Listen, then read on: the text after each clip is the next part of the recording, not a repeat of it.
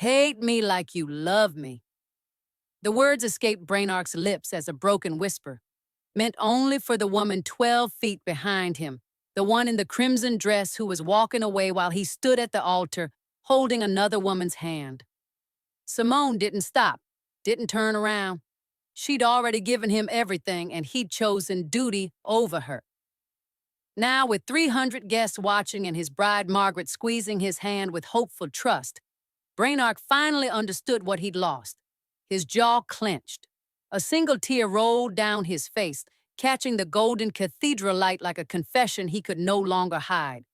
His left hand curled into a white-knuckled fist, the only outlet for the rage and grief tearing him apart from the inside.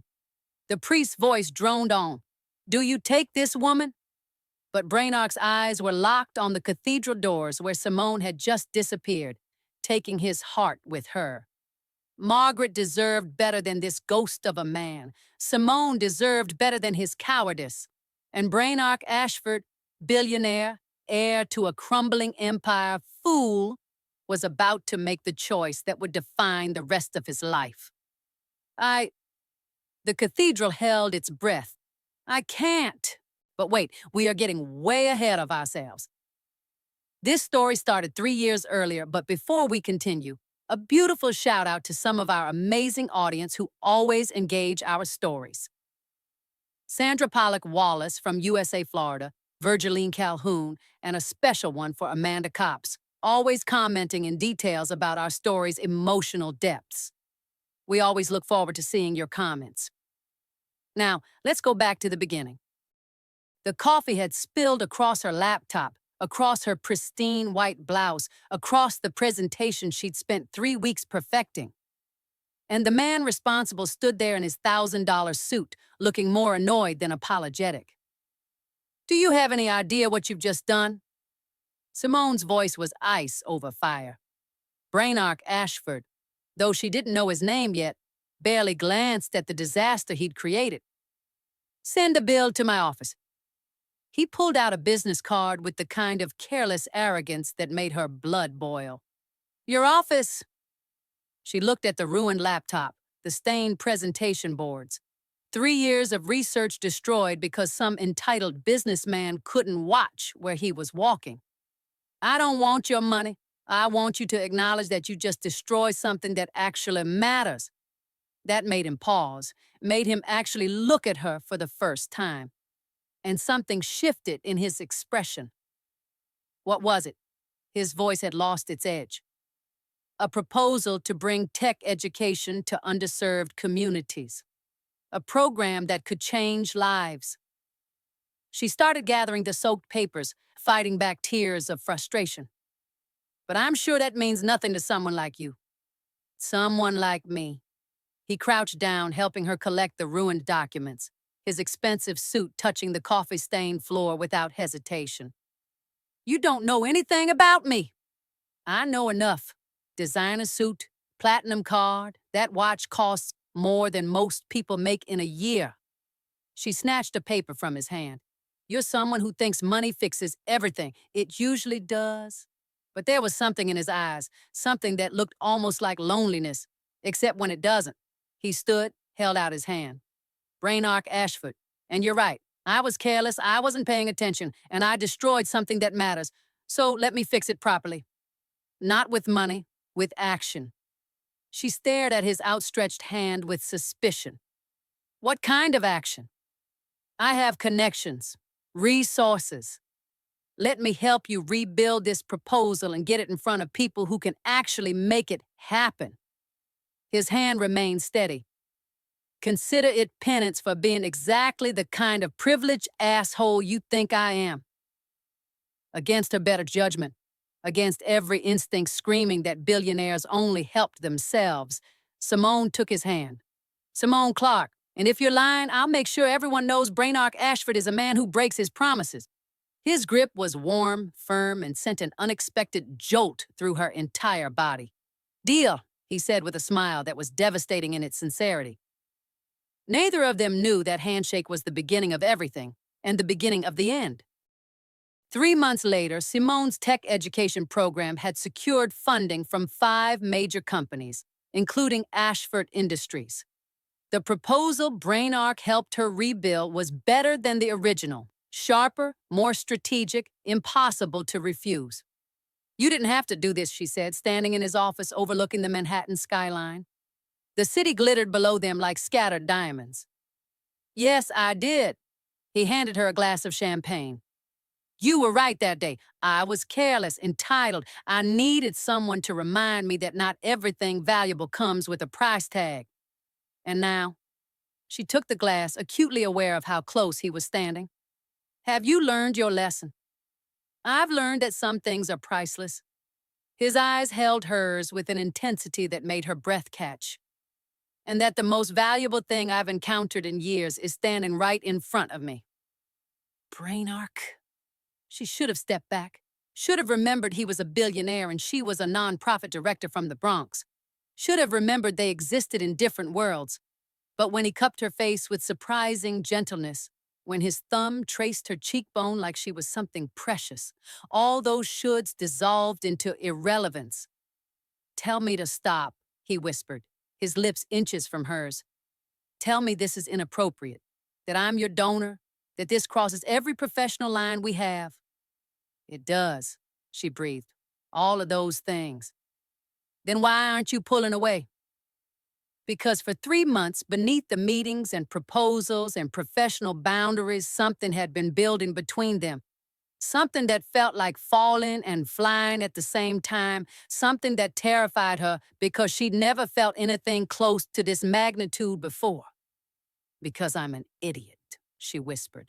"Then we're both idiots." He closed the distance, and when his lips met hers, Simone understood why poets wrote about moments that changed everything. This was hers. The kiss started gentle, a question, a request for permission. But when she answered by threading her fingers through his hair, pulling him closer with a hunger that surprised them both, gentle became desperate. Became the kind of kiss that announced this wasn't casual, wasn't simple, wasn't something either of them would walk away from unscathed. When they finally broke apart, both breathing hard, Brainark rested his forehead against hers. "I need you to know something." His voice was rough with emotion. "I'm not good at this, at feelings, at letting people in. My father raised me to see relationships as transactions, love as weakness. Then why does this feel like strength?" She held his face between her hands, forcing him to meet her eyes. "Why does being with you feel like the bravest thing I've ever done?" "Simone." Her name on his lips sounded like prayer and profanity all at once. "I'm going to hurt you. Not intentionally, but I will. My world, my family, my company, the expectations. It destroys beautiful things." "Then maybe I'll destroy it first." She kissed him again, softer this time. "Maybe we'll build something new from the ruins." He pulled her close, buried his face in her hair, and held on like she was the only solid thing in his crumbling world. "Promise me something," he said against her neck. "Anything. If I ever become the man you met that day, careless, entitled, blind to what matters, promise you'll remind me, even if it hurts, especially if it hurts." She pulled back enough to look at him, saw the vulnerability he was offering like a gift. "I promise." They sealed it with another kiss. There in his glass tower overlooking the city, unaware that promises are easy to make and impossible to keep when the world decides to take everything you love. The next year was the kind of happiness Simone hadn't known existed outside of fairy tales. Brainark was attentive, passionate, completely devoted to her in a way that made her friends shake their heads in disbelief. The billionaire bad boy had fallen, and fallen hard. He showed up at her office with coffee exactly the way she liked it. He attended every fundraiser, every event, every moment that mattered to her. When she worked late, he worked beside her, his billion-dollar company momentarily forgotten as he helped her prepare presentations for underfunded schools in Queens. "You're neglecting Ashford Industries," she said one night, 3 months into their relationship, curled up on his penthouse couch. "I'm investing in something more important." He kissed her temple. You, Brainark, I'm serious. Your father's going to. My father can handle the company without me micromanaging every decision. He pulled her closer. For the first time in my life, I'm choosing what I want instead of what I should want. And I want you, I want this. She turned in his arms, studied his face in the dim light. What are we doing? Building something real. He tucked a curl behind her ear. Aren't we? Are we?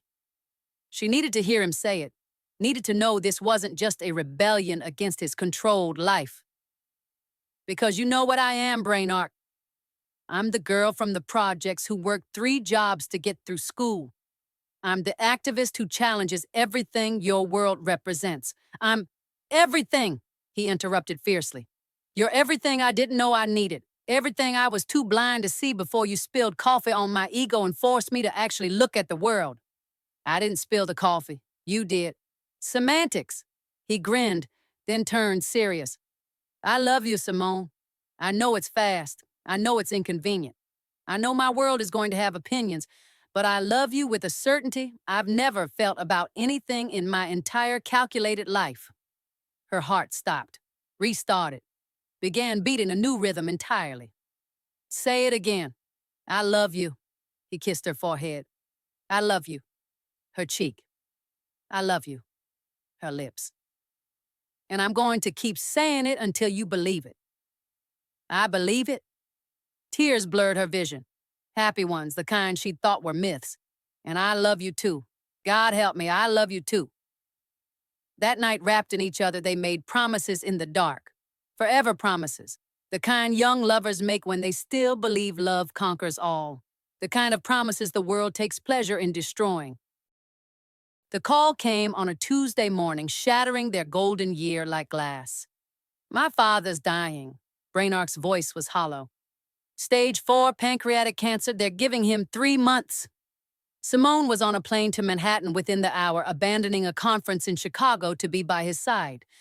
She found him in his penthouse, standing at the window overlooking the city, his shoulders carrying a weight that hadn't been there yesterday. Brainark, she wrapped her arms around him from behind. I'm so sorry. He wants to see me, has something important to discuss about the company's future. He turned in her arms and she saw the boy beneath the billionaire, lost, scared, grieving. Will you come with me? Of course. But when they arrived at the Ashford estate in Connecticut, everything changed. Charles Ashford looked small in his hospital bed, but his eyes held the same steel that had built an empire. He assessed Simone with one sweeping glance, then dismissed her with chilling efficiency. Wait outside, Miss Clark. This is family business. Father, Simone is not family. Charles' voice allowed no argument. And if I have anything to say about it, she never will be. The words hit like a slap. Simone felt Brainark's hand tighten on hers, saw the muscle jump in his jaw. I'll wait in the hall, she said quietly, saving him from having to choose. Not yet. Not like this. But as she closed the door, she heard Charles' voice drift through. We need to discuss your marriage to Margaret Morrison. Her blood turned to ice. Absolutely not. Brainark's voice was steel. I'm not marrying Margaret Morrison or anyone else you've picked out. I'm in love with Simone. Charles Ashford wheezed a laugh that turned into a cough. Love? You think love pays the bills? Keeps a company afloat? The Morrison merger is the only thing that can save Ashford Industries. We're hemorrhaging money, Brainark. Another 6 months and we're done. Then we restructure, cut costs, find investors. I've tried everything. Charles's face was gray, his hands trembling. The Morrison family is willing to inject $500 million into the company, but only with a marriage merger. Their daughter marries you, their money saves our legacy. Your legacy, not mine. It's 4 generations of Ashfords. Charles's fury gave him strength. Your grandfather built this from nothing. Your mother died believing you'd protect it. And you're going to throw it all away for some girl from the Bronx? That girl has more integrity in her little finger than... Then what? Then me? Charles laughed bitterly. I made hard choices so you could live in luxury. I sacrificed so you could have opportunities. And now I'm dying, Brainark. Dying. And I'm asking you, begging you, to do this one thing. Save our company. Marry Margaret. Give me peace before I'm gone. By destroying the woman I love? By growing up. Charles's eyes were hard. Love is a luxury we can't afford. Margaret is a good woman. You'll learn to respect her, maybe even care for her. And 3,000 employees will keep their jobs. Your mother's memory will be honored. The Ashford name will survive. And Simone? We'll move on. She's young, resilient. She'll find someone from her world. Brainark stood abruptly, the chair scraping harshly against the floor. I'm not doing this. Then watch everything collapse. Charles's voice was ice. Watch 3,000 families lose their income. Watch your mother's legacy crumble. Watch her charity, the one Simone runs programs through, lose its biggest donor and shut down. That stopped Brainark cold. You wouldn't. I'm a dying man with nothing to lose. Charles's smile was cruel. But you have everything to lose. The question is, what matters more? Your happiness with one woman or the livelihood of thousands? That's not fair. Life isn't fair. It's strategic. Charles leaned back, exhausted by the confrontation. You have until my next treatment cycle to decide. 3 weeks. Marry Margaret Morrison and save everything. Or follow your heart and watch it all burn. Brainark walked out of that room a different man. And when Simone saw his face, she knew their fairy tale was over. He wants me to marry someone else. They were back in his penthouse, the city lights mocking them with their indifferent beauty. Simone stood by the window where they'd shared so many happy moments, trying to process words that didn't make sense. What? Margaret Morrison. Her family can save the company with a merger marriage. Brainark's voice was dead. If I don't marry her, Ashford Industries collapses. 3,000 people lose their jobs. Your programs lose their funding. My programs? Simone turned, fury igniting. Don't you dare put this on me. Don't make me the reason you abandon what we have. That's not what I'm... Then what are you saying, Brainark? Say it clearly. He met her eyes, and she saw the decision he'd already made written in his devastated expression. I'm saying I don't have a choice. You always have a choice. Her voice cracked. You're just choosing duty over us. It's 3,000 families, Simone. It's my mother's legacy. It's everything my father built. It's an excuse. She was crying now, angry tears that burned. You're scared of choosing something that isn't safe and calculated, scared of disappointing Daddy even though he's manipulating you, scared of actually being happy. That's not fair. None of this is fair. She grabbed his jacket, shook him. We were supposed to be building something real. You said you love me. You said, I do love you. He caught her hands, his own eyes wet. God, Simone, I love you so much it's destroying me. But I can't be selfish. I can't choose my happiness over thousands of lives. So you choose hers. Simone pulled away, wrapped her arms around herself. You choose Margaret Morrison, a woman you don't love, to save a company that's already failing. To give it a chance. To honor my father's dying wish. To do the responsible thing. The responsible thing, she laughed, hollow and broken. And what about responsibility to me, to us, to the promises we made? I'm breaking those promises. His voice was anguish incarnate. I'm breaking them and it's killing me, but I'm doing it anyway because sometimes love isn't enough. Then you're a coward. She grabbed her purse, heading for the door. You're exactly the man I met that first day. Careless with what matters, blind to anything that doesn't fit your calculated world. Simone, wait! She turned at the door, and the look she gave him was pure devastation mixed with fury. You want to know the worst part?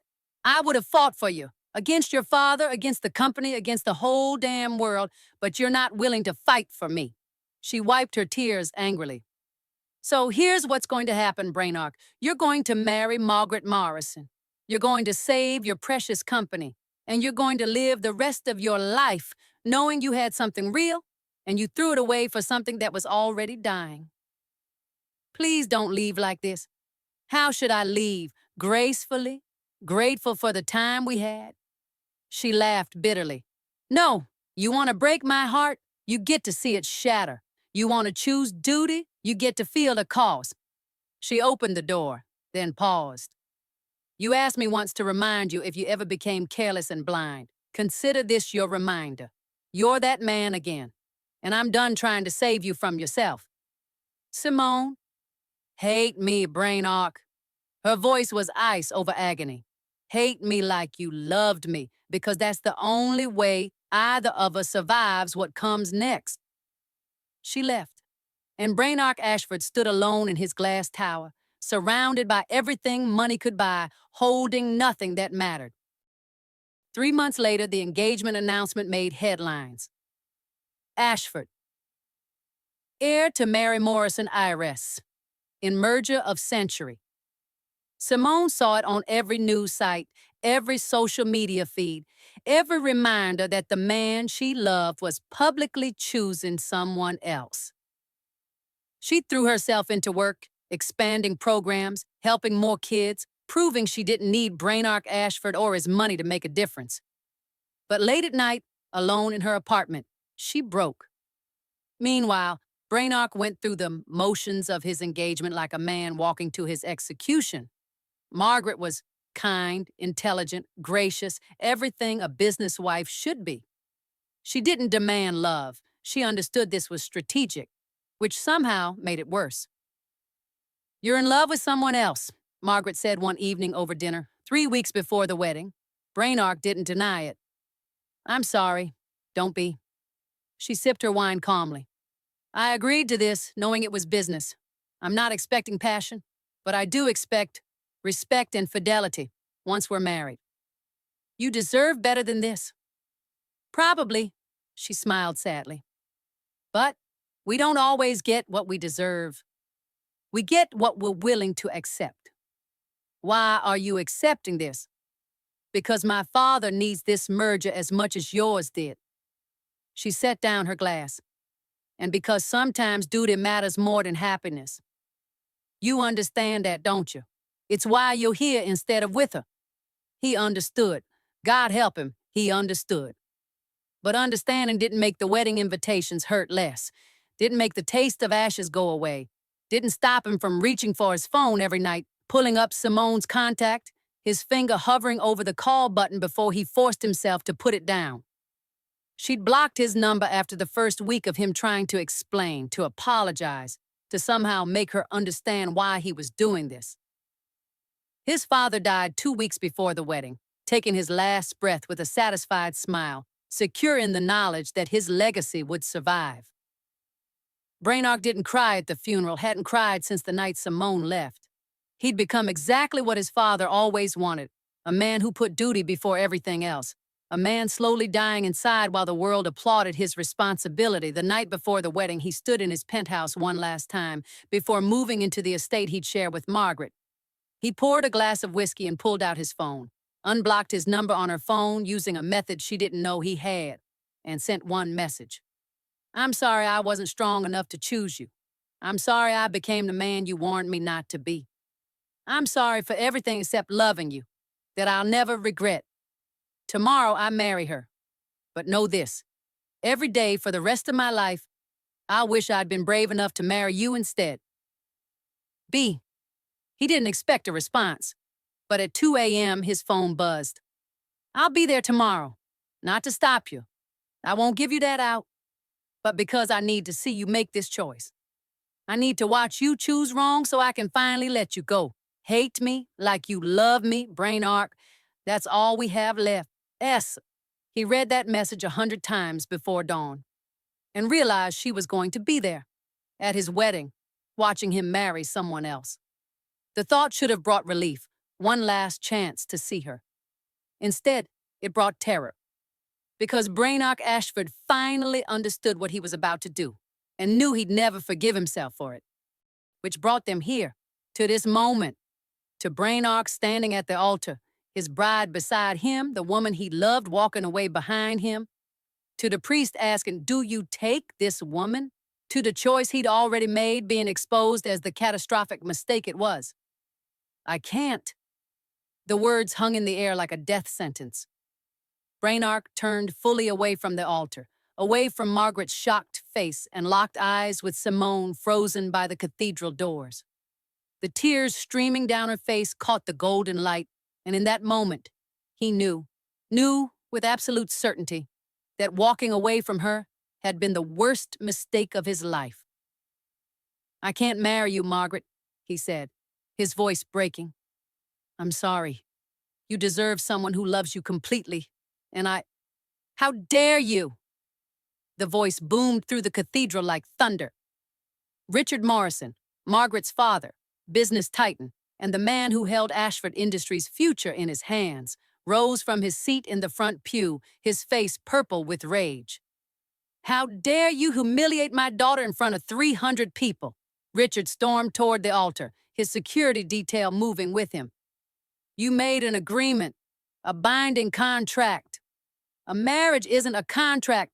Everything is a contract." Richard's fury was volcanic.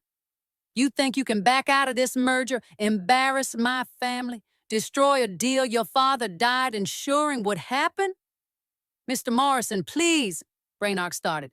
"Security, detain him." Richard's voice was ice. "Breach of contract, fraud, public humiliation causing damages to the Morrison name. We'll sue you for everything you have left, Ashford, and then we'll dismantle what's left of your pathetic company piece by piece." Two security guards grabbed Brainark's arms before he could react. "Dad, stop!" Margaret's voice cut through the chaos. "This isn't—" "Quiet, Margaret. This man has made a fool of you, of me, of our entire family." Richard turned to the assembled guests, many of whom were business associates and press. "Let everyone witness, Brainark Ashford is a man without honor, without integrity. And by tomorrow morning, he'll be a man without a company." "No!" Simone's voice rang out from the back of the cathedral. Every head turned toward her. She walked down the aisle, shoulders back, head high, every inch the woman Brainark had fallen in love with, and stopped directly in front of Richard Morrison. "This isn't his fault," she said clearly. "It's mine." "And who are you?" Richard's disdain was palpable. "Simone Clark, the woman he loves." She turned to look at Brainark, and he saw everything in her eyes: pain, forgiveness, fierce protection. The woman who's been watching him die slowly for 3 months trying to do the right thing. The woman who told him just this morning to hate me like he loved me, because that's the only way either of us could survive. "Simone, don't—" Brainark tried to pull away from the guards, but their grip tightened. She ignored him, focused entirely on Richard Morrison. "Your daughter deserves better than a man whose heart belongs to someone else. She deserves to be chosen first, loved completely, honored fully. And Brainark couldn't give her that. Not because he's a bad man, but because he gave his heart to me a year ago and never got it back." "So you admit you're the reason for this disaster?" Richard sneered. "Yes." Simone lifted her chin. "I'm the reason, which means your lawsuit should be against me, not him. Sue me for everything I have, which isn't much, but you're welcome to it. Destroy my reputation, drag my name through every paper, but let him go." "Simone, no!" Brainark's voice broke. "You're offering yourself as a scapegoat?" Richard studied her with calculating eyes. "Interesting, but useless. You have nothing I want. He does." "Then take it." Simone's voice was steel. "Take the company, take his fortune, take everything material, but don't put him in jail for the crime of being honest about his heart." The cathedral was silent, 300 people holding their breath. And then Margaret spoke. "She's lying." Every eye turned to the bride, still standing at the altar in her white dress, veil pushed back. "Margaret," Simone started, "she's lying to protect him, but the truth is far simpler." Margaret walked down from the altar with surprising grace, stopping beside her father. "The truth is that I told him to do this." "What?" Richard's face went from purple to white. I'm in love with someone else, Dad. Margaret's voice was calm, steady, final. Have been for 2 years. But you and Charles Ashford were so determined to merge our companies that you arranged this marriage without ever asking what I wanted. Margaret, what are you saying? I'm saying I asked Brainark to call off the wedding. She looked at him, and for the first time, he saw genuine emotion on her face. Relief. I asked him to be the bad guy, so I wouldn't have to disappoint you. So I could preserve the relationship with you and Mom without being the one to destroy your business deal. That's not true, Brainark said immediately. Margaret, you don't have to. But it is true. She met his eyes, and he saw the plea there. Let me do this. I told you about James, the man I've been secretly seeing for 2 years. I told you I couldn't marry you because I loved him. And you agreed to take the blame because you're a good man who was trying to protect me. The lie was so smooth, so complete, that even Brainark almost believed it. Richard Morrison looked between his daughter and Brainark, his rage transforming into something more complex: hurt, confusion, betrayal. Margaret, is this true? Yes. She took her father's hand. I'm sorry I didn't tell you sooner. I'm sorry I let it get this far. But I was scared of disappointing you, of losing you, of being the reason the Morrison-Ashford merger failed. So you let this man take the fall? I asked him to, and he agreed, because despite what you think, he is a man of honor. She turned to the assembled crowd. Brainark Ashford is not a villain. He's someone who tried to do right by everyone: his father, me, the company, the woman he loves, and got crushed under the weight of impossible expectations. The cathedral was silent for a long moment. Then Richard Morrison released a long breath and waved his hand at the security guards. Let him go. They released Brainark immediately. He stumbled forward, caught by Simone's steadying hands. Richard turned to face the crowd, his voice carrying the weight of a man who just had his worldview shattered. Ladies and gentlemen, I apologize for the scene. It appears there's been a miscommunication. The wedding is canceled, but there will be no lawsuit, no charges. The Morrison family asked for privacy during this difficult time. He turned back to Margaret, his eyes searching her face. We'll talk. At home. I know, Dad. She squeezed his hand. I'm ready. Richard nodded, then did something unexpected. He extended his hand to Brainark. I misjudged you. I'm sorry. Brainark, still reeling, took the offered hand. Sir, My daughter is right. You tried to carry too much on your shoulders alone. Richard's grip was firm. The merger may be off, but the Morrison family doesn't abandon people who showed loyalty to our daughter. If Ashford Industries needs help restructuring, call my office on Monday. Thank you. Richard nodded curtly, then guided Margaret toward the side exit, leaving Brainark standing in the center of the cathedral aisle with Simone beside him and 300 witnesses to the strangest wedding that never was. The cathedral emptied slowly, guests whispering and gaping, journalists frantically typing on phones, but Brainark couldn't focus on any of it. He turned to Simone, his hand shaking as he reached for her. You were willing to take the blame for this, for me. Of course I was. Her voice was fierce. You were willing to sacrifice everything for duty. Someone needed to sacrifice something for love. I don't deserve you. Probably not. She smiled through her tears. But you're stuck with me anyway. He pulled her close, buried his face in her hair, and finally let himself breathe. I love you, he whispered against her neck. I love you, and I'm sorry I ever made you doubt it. I'm sorry I chose fear over us. I'm sorry. Stop. She pulled back, cupped his face in her hands. Stop apologizing and start living. We've wasted 3 months on regret. I don't want to waste another second. He kissed her then, in the center of the cathedral, in front of the remaining guests, with no hesitation and no shame.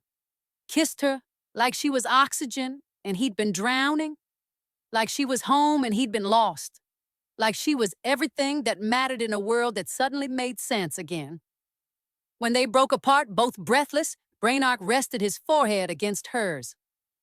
What do we do now? We figure it out. Together. She laced her fingers through his. But first, you need to talk to Margaret. I know. Margaret was waiting in a small room off the cathedral's main hall, still in her wedding dress, looking surprisingly peaceful for a woman whose wedding had just imploded. Margaret! Brainark entered alone at her request. I don't even know where to start. Start with the truth. She gestured for him to sit. Did you know I was lying out there? Yes, but you were going to let me do it anyway. You saved me, both of us. I wasn't going to stop you. She smiled, a real smile, the first he'd ever seen from her. You know why I did it? To protect yourself from your father's wrath? No. She stood, walked to the window overlooking the cathedral grounds. I did it because I love you. Brainark's heart sank. Margaret. Not like that. Not romantically. She turned to face him. I love you the way you love someone who showed you what integrity looks like. Who tried so hard to do right by everyone that he nearly destroyed himself. Who stood at that altar loving someone else but still trying to honor his promises. That's not love, that's foolishness.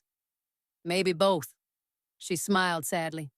The truth is, I was falling in love with you.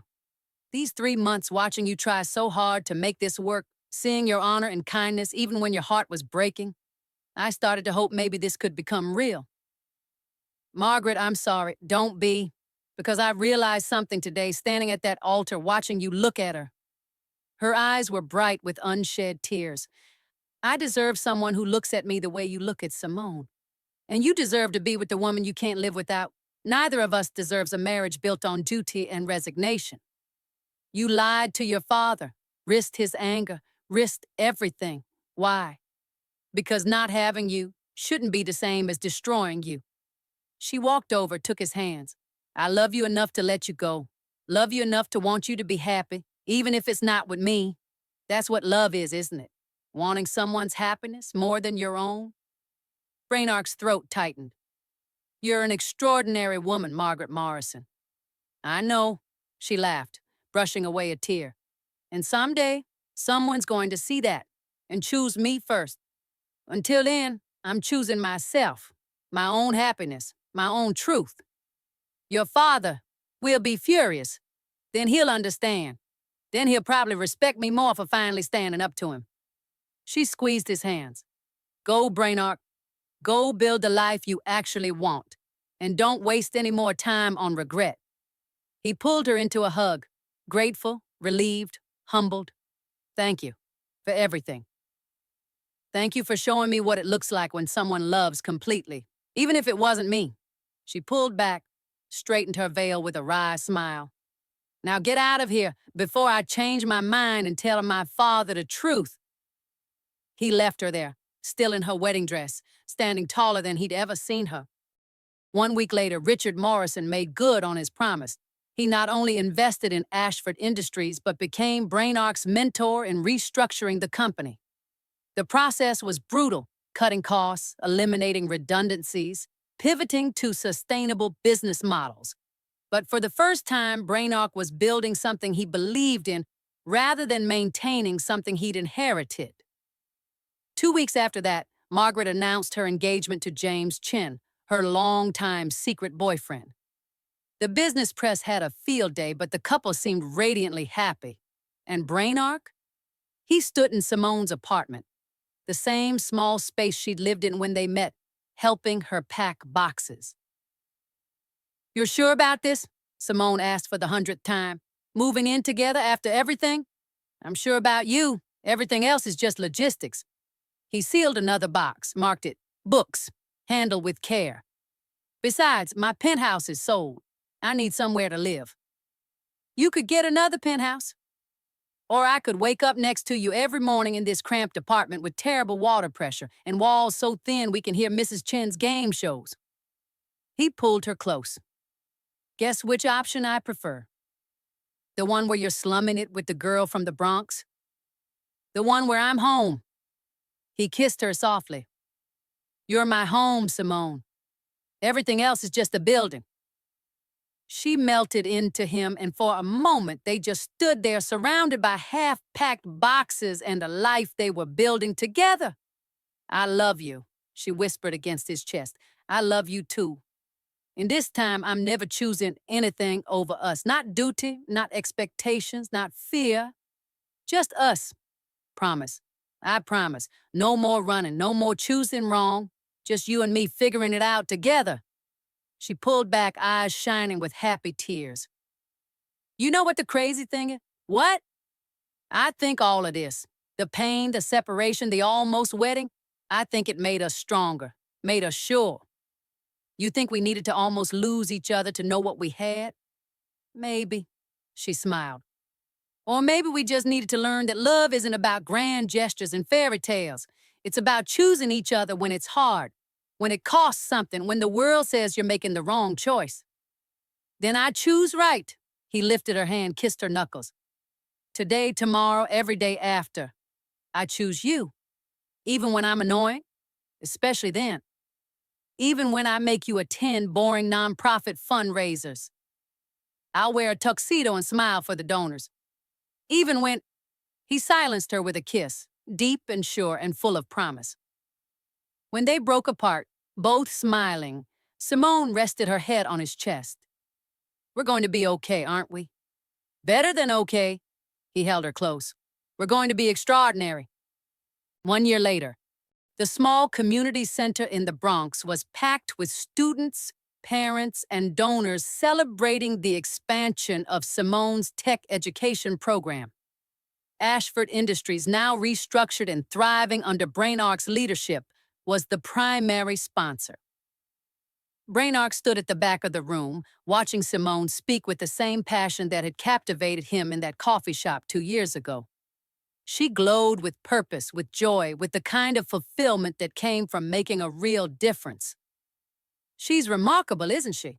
He turned to find Margaret standing beside him, holding hands with James, both of them smiling. She is, Brainark agreed. But you didn't come all this way just to tell me what I already know. Margaret laughed. No, I came to show you this. She held out her left hand, where an engagement ring sparkled. We're getting married, for real this time, and we wanted you and Simone there. Margaret, Brainark felt his throat tighten. I'd be honored. Good, because you taught me something important. She squeezed James's hand. You taught me that it's okay to choose love, to disappoint people in pursuit of happiness, to believe that the right person is worth any sacrifice. You taught me the same thing, he smiled. You showed me what it means to love someone enough to let them go. That's a gift I'll never forget. We're both better for the disasters we survived, aren't we? Infinitely. James cleared his throat. I should probably thank you, too, for being too in love with someone else to marry my girlfriend. Brainark laughed. Happy to help. They talked for a few more minutes before Margaret and James moved off to mingle. Brainark turned back to watch Simone, who'd finished her speech and was now surrounded by excited students showing her their projects. His phone buzzed with an email from Richard Morrison. Board meeting next week. Quarterly profits up 23%. Your father would be proud. I know I am. He smiled, pocketed the phone, and made his way through the crowd to Simone's side. She lit up when she saw him, excused herself from the students, and pulled him aside. Hey, you. Ready to go home? Home. He savored the word. Yeah, but first... He dropped to one knee. The room went silent. Simone's hand flew to her mouth, her eyes going wide. Brainark, what are you... I know it's cliché. I know it's public. I know you hate being the center of attention. He pulled out a simple ring. No massive diamond, just an elegant band with a single stone that caught the light. But I need everyone here to witness this. Need them to know that Simone Clark, you are the best choice I ever made, the bravest thing I ever did, the one thing in my life I got absolutely perfectly right. Tears streamed down her face. You're really doing this? I'm really doing this. He took her hand. Will you marry me? Will you let me spend the rest of my life choosing you, loving you, building something real with you? Yes. She pulled him to his feet, kissed him in front of everyone. Yes, yes, 1,000 times yes. The room erupted in applause. And as Brainark held Simone close, slipping the ring onto her finger while she laughed and cried and kissed him again, he finally understood what his father had never learned. Some legacies are built with money and power. The best ones are built with love.